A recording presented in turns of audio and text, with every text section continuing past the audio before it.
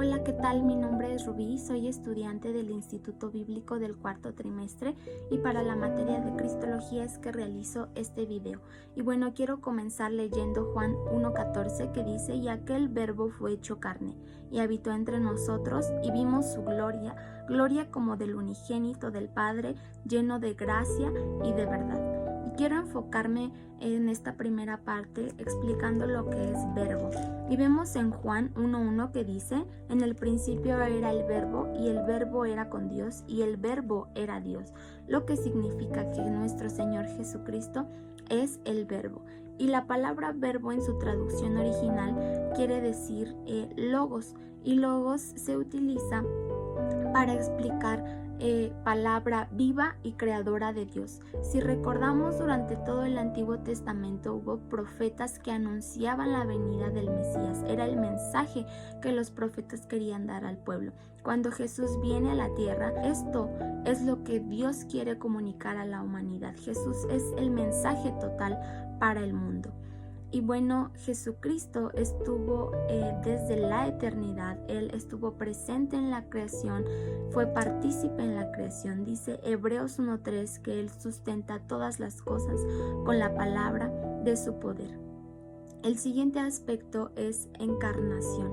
Si recordamos, en Juan 1:14 dice que el verbo fue hecho carne. Y encarnación quiere decir justamente esto, ser o hacerse carne. Y Juan 1:4 nos dice que en Él está la vida, y Él es la vida y la luz para los hombres. El ser humano por sí mismo no puede crear, no puede dar vida, no tiene vida en sí mismo. Es Jesucristo el que nos da la vida. Y en Jesucristo habitan estas dos naturalezas, lo que conocemos como unión hipostática.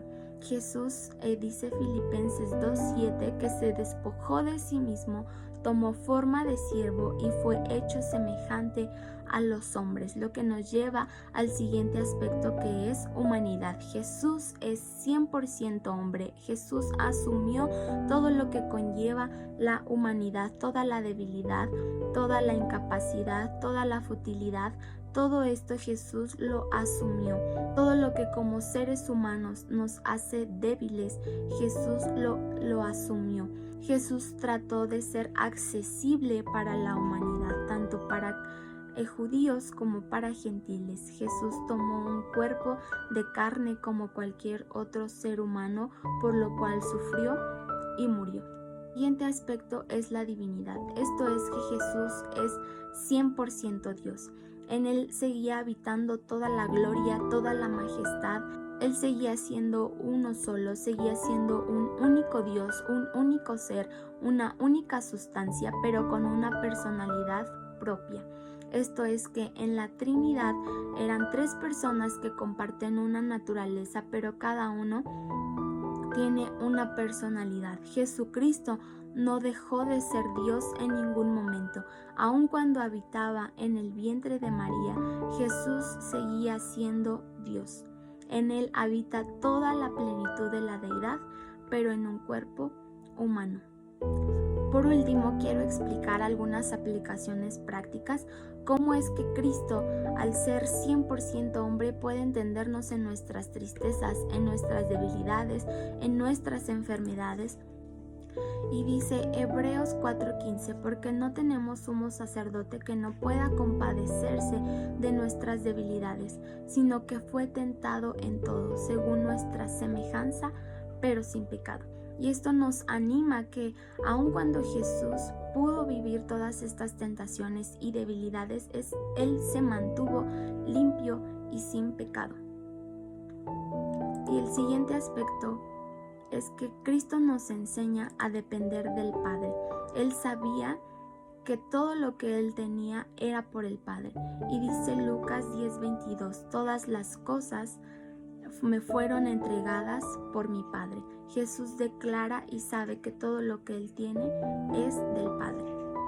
Jesús nos enseña a ser amigos y aún a amar a nuestros enemigos. Cuando Jesús sentía debilidad, acudía a sus amigos.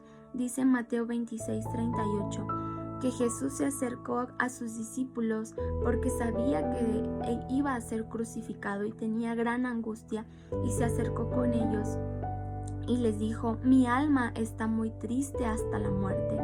Quédense aquí conmigo y velen conmigo. Y dice la palabra que cuando Jesús regresó los encontró durmiendo, pero aún Jesús les amaba porque eran sus amigos. Jesús conoce cómo para nosotros puede ser difícil algunas situaciones, cómo puede ser doloroso aun cuando las personas nos traicionan, pero Jesús nos enseña y nos recuerda, nos anima a amar a aquellos que aún nos hacen daño.